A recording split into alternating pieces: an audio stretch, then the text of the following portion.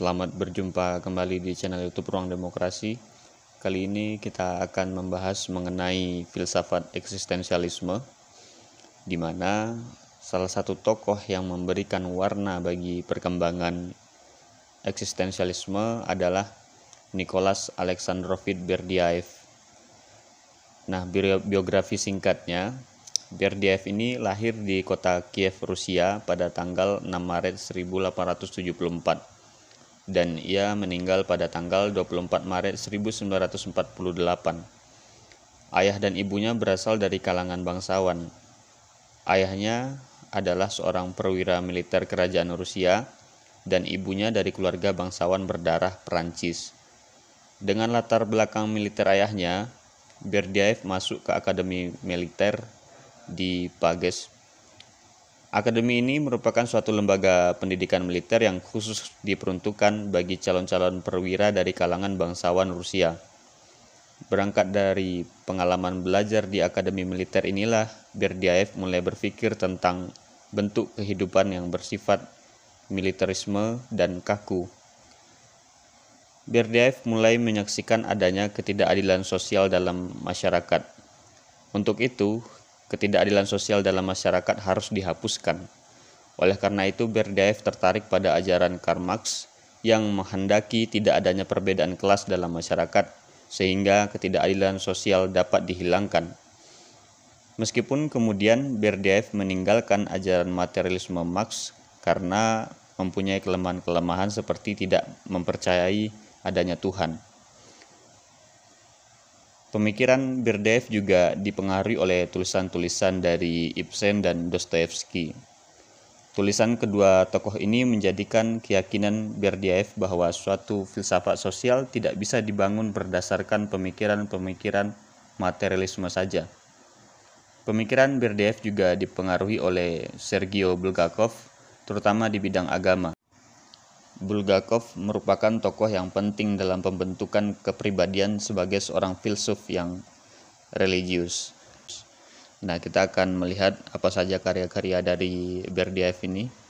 Di antaranya itu yang pertama ada The Philosophy of Freedom pada 1911, kemudian ada The Philosophy of Inequality pada tahun 1918, kemudian ada The Meaning of History pada 1923, kemudian ada The Russian Idea pada tahun 1946. Nah, kemudian pada tahun 1947 terbit bukunya yang berjudul The Beginning of the End dan The Divine and the Human. 3 karya lainnya terbit setelah ia meninggal dunia pada tahun 1949, yaitu Dream and Reality, kemudian ada The Realm of Spirit and the Realm of Caesar. Karya terakhirnya terbit pada tahun 1953, yaitu Truth and Revelation. Filsafat Berdyaev didasarkan pada antroposentrisme, artinya segala pemikiran filsafat diarahkan pada manusia sebagai pokok masalahnya. Atas dasar pemikiran yang bersifat antroposentrisme, itulah kemudian kenapa Berdyaev dimasukkan ke dalam aliran eksistensialisme.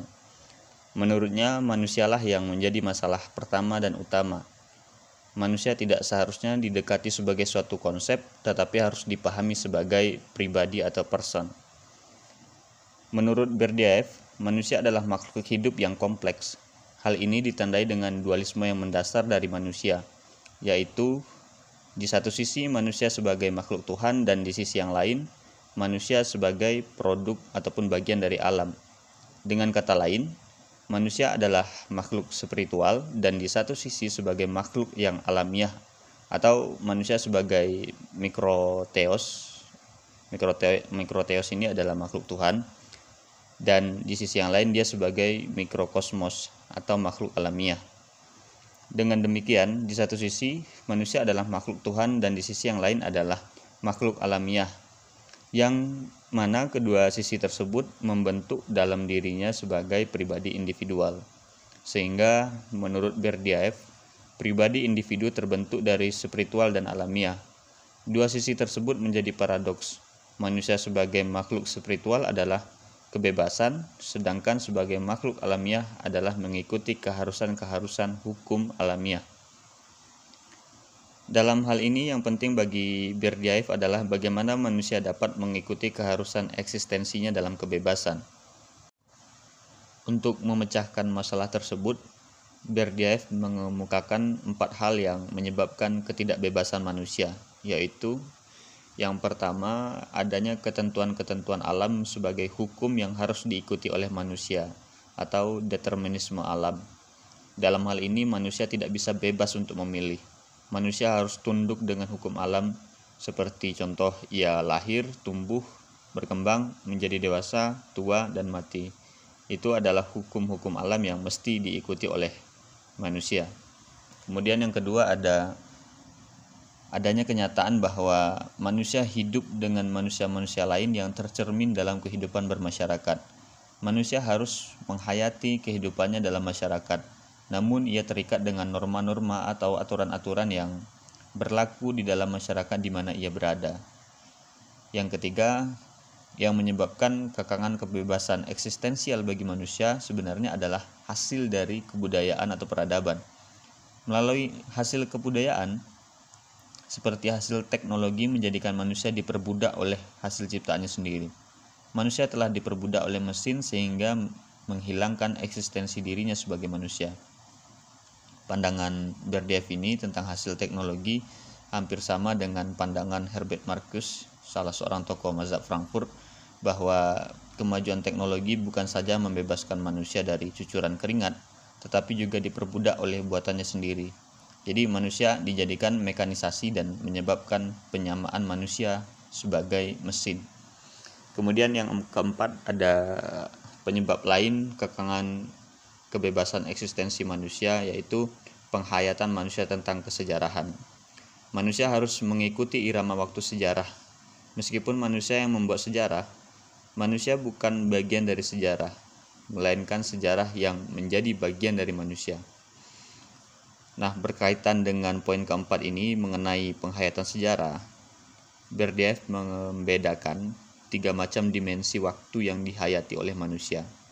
Pertama, yang ia sebut sebagai waktu kosmis, yaitu waktu yang dialami manusia berkaitan dengan gejala-gejala alam yang telah teratur waktunya, seperti timbul dan tenggelamnya matahari, gelapnya malam, dan terangnya siang. Kemudian yang kedua, yaitu waktu kesejarahan. Apa waktu kesejarahan itu? Yaitu waktu yang dialami manusia dari peristiwa masa lampau, sekarang, dan masa yang akan datang. Kemudian yang ketiga, waktu eksistensial, yaitu waktu yang dialami manusia secara subjektivitas yang bersifat personal atau pribadi individu. Kemudian pemikiran Berdyaev tentang manusia mendasarkan pada personalisme, di mana persona atau pribadi manusia hanya dapat dimengerti apabila pemahaman kepribadian manusia dikaitkan dengan kebebasannya.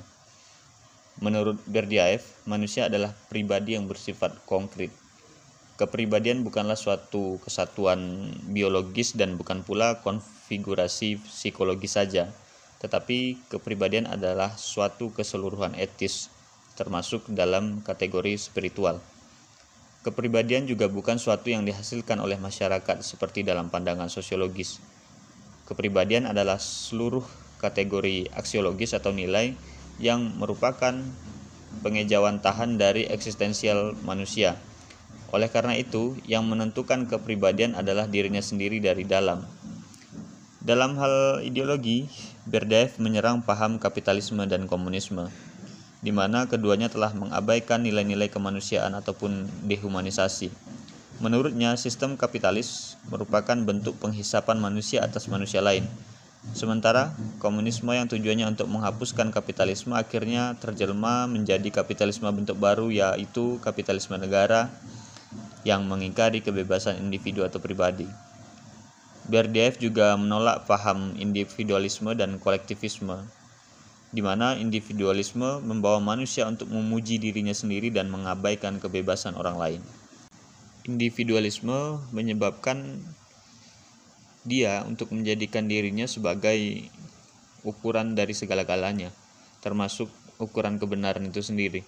Sementara kolektivisme adalah bentuk impersonalisme, bahkan cenderung menjadi antipersonalisme.